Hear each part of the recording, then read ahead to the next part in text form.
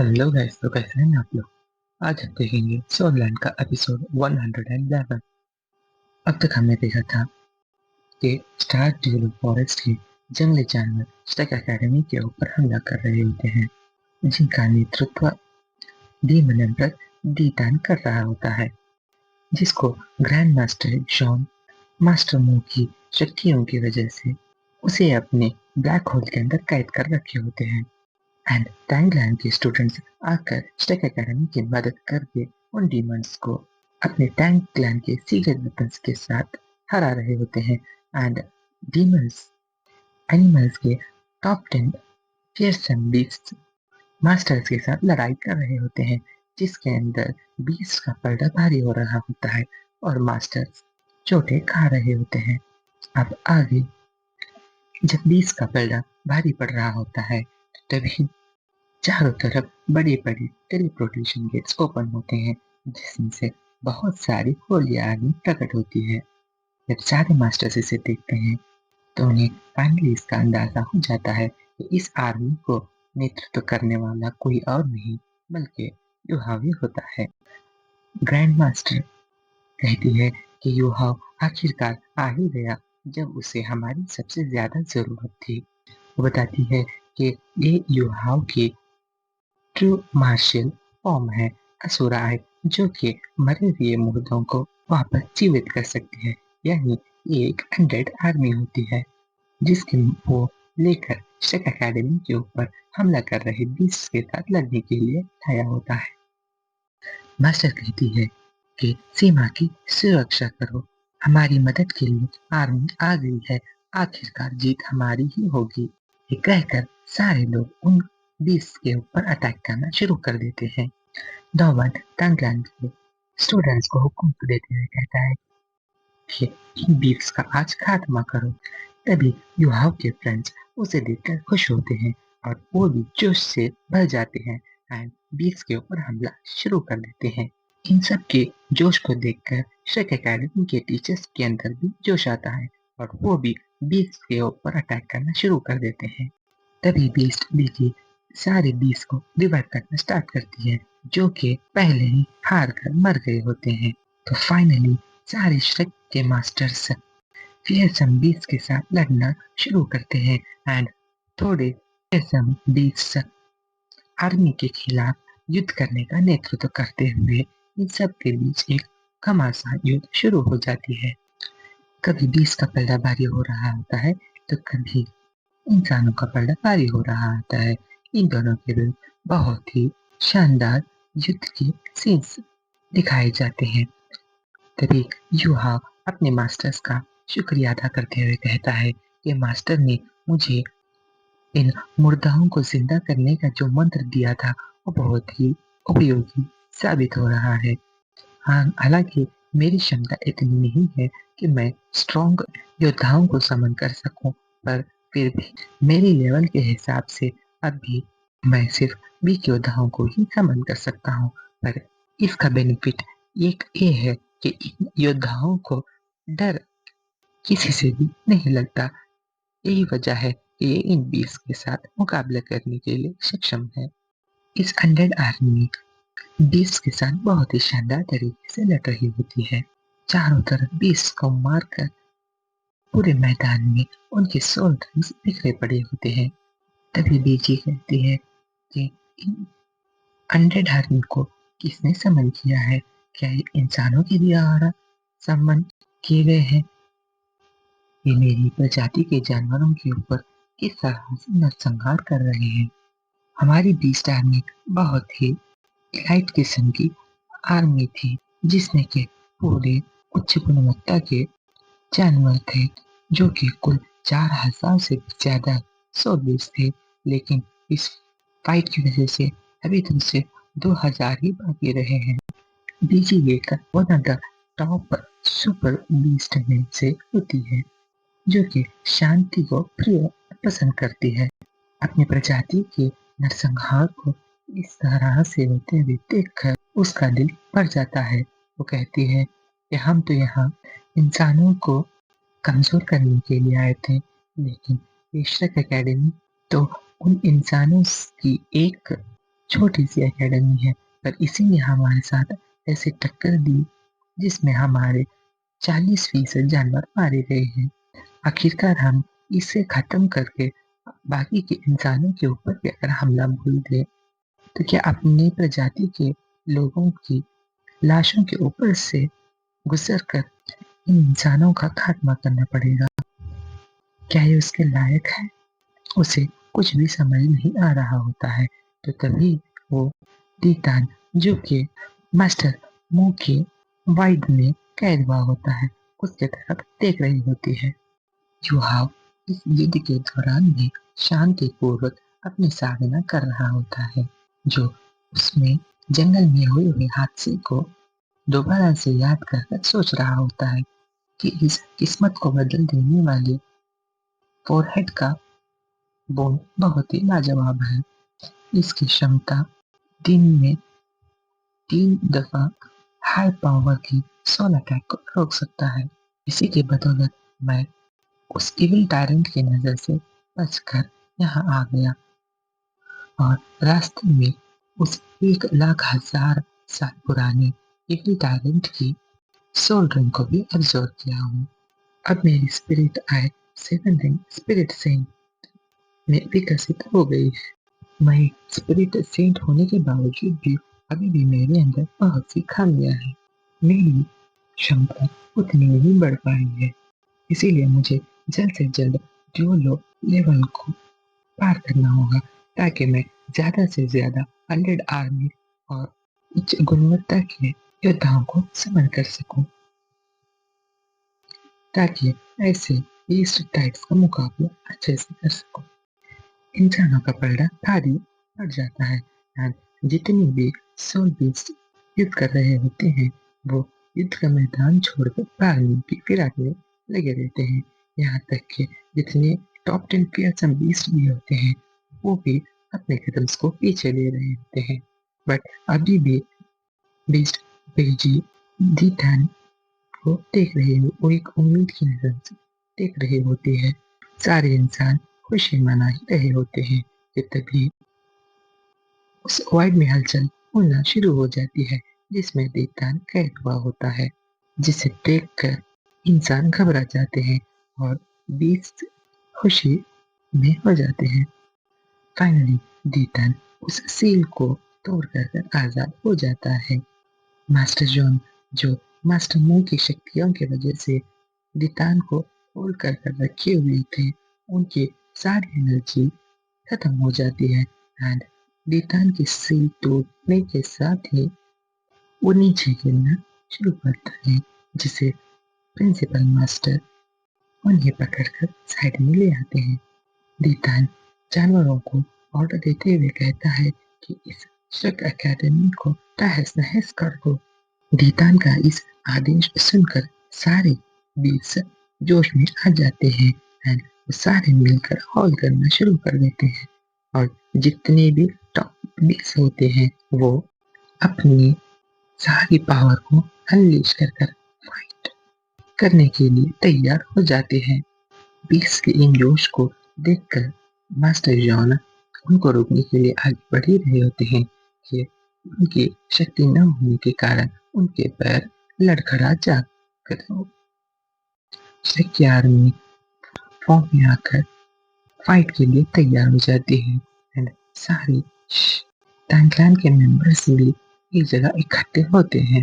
तभी इनको देखकर दीतान उनके ऊपर हमला कर देता है।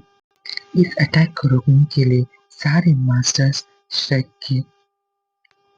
के आर्मी एंड टैंकलैंड के स्टूडेंट्स आगे बढ़ ही रहे होते हैं कि तभी एक पावरफुल एनर्जी सोर्स आकर उसके अटैक्स को बर्बाद कर देता है। एनर्जी फॉर्म और कोई नहीं बल्कि लेवल 99 का ड्यूलो मास्टर होता है एंड उसी के साथ साथ सारे सैन्य अंपायर में रहने वाले एकेडमी के स्टूडेंट्स वहां पर आ जाते हैं, जो कभी श्रेक के साथ मैच में पार्टिसिपेट किए होते हैं। पॉइजन मास्टर कहता है कि दीता, अगर तुम्हें श्रेक को खत्म करना है तो पहले मुझसे मुकाबला करना होगा। ये सारे लोग युहाओ की इसलिए मदद करने आए होते हैं क्योंकि युहाओ ने अपनी जान की बाजी लगाकर इन सारे क्लैन एकेडमी के स्टूडेंट्स को सन एंड मून एम्पायर के हॉस्टेजेस से रिहा करवाया था और उन्हें सेफ्टी अपने अपने एकेडमीज में पहुंचाया हुआ था, जिसके फेवर को रिटर्न करने के लिए ये सारे टॉप कल्टीवेटर्स यहाँ पर आए हुए होते हैं। डीकन कहता है कि तुमने अपनी मौत को बुलावा दिया है। तभी पॉइजन मास्टर और एम्परर टीटन दोनों के बीच में एक शानदार फाइट होती है, जिसमें दोनों एक दूसरे को बहुत से अच्छे से टक्कर दे रहे होते हैं। तभी टीटन अपना एक powerful attack black dragon world and, जिसमें वो बड़े बड़े एस्टेरॉइड्स को समन करके पॉइजन मास्टर के ऊपर अटैक करता है, जिसे पॉइजन मास्टर अपनी सोल पावर की एक स्किल डेथ फीस्ट को समन करके उसे रोकने लगती है। पर एम्परर डिटान की पावर इतनी ज्यादा होती है कि उस बड़े से उल्का पिंड के अंदर पॉइजन मास्टर आ जाते हैं एंड उनके ऊपर गिर जाता है, जिससे वो छोटे छोटे टुकड़ों में होकर आसपास फैल जाता है, जिससे मैक्सिमम से पत्थर स्ट्रिक एकेडमी के ऊपर जाकर गिरते हैं, जिससे स्ट्रिक एकेडमी का बहुत सा नुकसान होता है। और कुछ पत्थर स्टूडेंट्स के पास भी आकर गिर रहे होते हैं, जिसे मास्टर जॉन ने अपनी पावर से एक शील्ड बनाकर रोक देते हैं। इन पत्थर के गिरने से स्ट्रिक एकेडमी के बहुत से सोल्जर्स मारे जाते हैं। एम्परर टिटान की पावर इतनी डेंजरस होती है कि लेवल 99 में होने वाले मास्टर को भी वो पीछे कर देता है। टिटान कहता है कि आज तुम सबको मरना ही होगा, तभी स्टार ड्यूलो फॉरेस्ट के जितने भी जानवरों को तुमने आज तक मारा है उनकी आत्मा को शांति मिलेगी। ये कहकर टिटान उनके ऊपर अटैक करने ही वाला होता है कि तभी वहां पर युहाव आ जाता है एंड वो अपनी फ्यूचर कंट्रोलिंग पावर के साथ टिटान के सामने खड़ा होता है, जिसे उसने वैंक्यूर ने दी थी। वो टिटान को कहता है कि टिटान, तुम्हारी हिम्मत भी कैसे हुई कि तुम श्रेक के ऊपर हमला कर रहे हो। अगर तुमने ऐसा किया तो मैं स्टार ड्यू फॉरेस्ट के भविष्य को ही नष्ट कर दूंगा। तभी टिटान उसे देखकर गुस्से में आ जाता है और कहता है, क्या तुम वही इंसान हो जिसके लिए सैक्रिफाइस हो चुका है?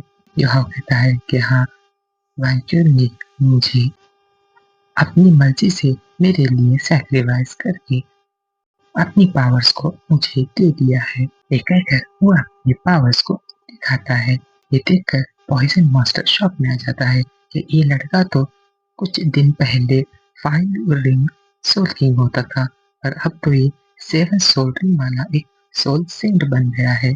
इसकी पावर में बहुत ही जल्दी इजाफा हुआ। उसकी पावर को देखकर युहाव के सारे फ्रेंड्स खुश हो जाते हैं। तभी युहाव डिटान को समझाते हुए कहता है, उसे देखकर डिटान उसके ऊपर अटैक कर ही रहा होता है। तभी युहाव उससे चिल्लाते हुए कहता है कि तुम्हारी हिम्मत भी कैसी हुई कि तुम मुझे मारने की कोशिश कर रहे हो। 3 आंखों वाली स्पिरिचुअल बीस्ट यानी वैंक्योर ने अपनी मर्जी से कुर्बान होकर अपनी सारी पावर्स मुझे दे दी है, जिससे मैं पूरे फॉरेस्ट के भविष्य को कंट्रोल कर सकता हूँ। अगर तुम मुझे मारने की कोशिश करोगे तो पूरा फॉरेस्ट तबाह बर्बाद हो जाएगा एंड जिस अस्तित्व के लिए तुम लड़ रहे हो वो भी नहीं रहेगा। वो कहता है कि बहुत सालों पहले पीस इस दुनिया पर राज कर रहे होते, बट अब एडवांसमेंट्स ऑफ सोल वेपन्स की वजह से ह्यूमंस के पावर में बहुत ही ज्यादा बढ़ोतरी हुई है। उनकी क्षमता 20 की वजह से भी ज्यादा हो गई है। मुझे ये कहते हुए दुख भी हो रहा है कि इंसान पूरे कॉन्टिनेंट के ऊपर राज कर रहे हैं एंड इंसान की बढ़ोतरी के लिए सोल रिंग का होना बहुत ही जरूरी होता है। एक इंसान अपनी जिंदगी में कुल 9 पीस को मारकर उनकी सोल रिंग को अब्सॉर्ब करना होता है ताकि उसके पावर में इजाफा हो जाए। डीटन कहता है कि अगर ऐसे ही चलता रहा तो सोल पीस तो इस कॉन्टिनेंट से ही खत्म हो जाएंगी। युहाव कहता है कि मुझे पता है कि तुम इसीलिए श्रेक एकेडमी के ऊपर अटैक कर रहे हो। वैंकूवर का सैक्रिफाइस तो तुम्हें बस एक बहाना है। तुम इस कॉन्टिनेंट से पूरी इंसानियत को खत्म करना चाहते हो, बट तुम आज की युद्ध का नतीजा देख ही गए होगे कि अब इंसान बहुत ही ज्यादा पावरफुल हो चुका है। तुम अपने इतने इलाइट ताकतवर बीस को एक आने के बावजूद भी तुम इस मैच को हार गए हो। क्या तुम्हें सच में लगता है कि क्या तुम इंसानों से इस दुनिया को आजाद कर पाओगे? मैं तुम्हें यह ताना नहीं दे रहा हूँ। क्या होगा कि मैं अगर इस सोल रिंग एब्सॉर्ब करने और 20 के मौत न हो ऐसा कोई एक सॉल्यूशन दूंगा तो बताओ मुझे तुम क्या करोगे? तभी यूहाव आइस क्वीन को बाहर सब बुलाता है, जो अपने स्पिरिट फॉर्म में यूहाउस के साथ एक सिम्बायोटिक रिलेशनशिप में होती है, जिससे न क्वीन का अस्तित्व मिट गया एंड यूहाव को उसे मारकर उसकी रिंग को अब्सर्व करना पड़ा। ये बातें वो डिटान को समझा रहा होता है कि मेरे पास एक ऐसा सोल्यूशन है जिससे न तो बीस्ट मरेंगे और न ही सोल रिंग को एब्सॉर्ब करने के लिए इंसान बीस्ट को मारने की जरूरत होगी। तुम तो देख ही रहे हो कि मैं और आइस क्वीन एक सिम्बायोटिक रिलेशनशिप में हैं। तभी आइस क्वीन बाहर आकर अपनी शक्ति का प्रदर्शन करती है, जिसमें वो अपनी आइस सोर्ड को समन कर डीथन के ऊपर अटैक करती है, जिसे डीथन रोक लेता है। तभी आइस क्वीन बोलती है कि बीस की जितनी ज्यादा पावर होगी वो उतनी ही सोल रिंग्स अपने मास्टर को ज्यादा दे सकेगा। तभी डीथन कहता है कि ये कैसे हो सकता है, एक बीस तो सिर्फ एक ही रिंग दे सकता है और तुम तो इसे 2 नहीं बल्कि 4-4 रिंग दिए हो।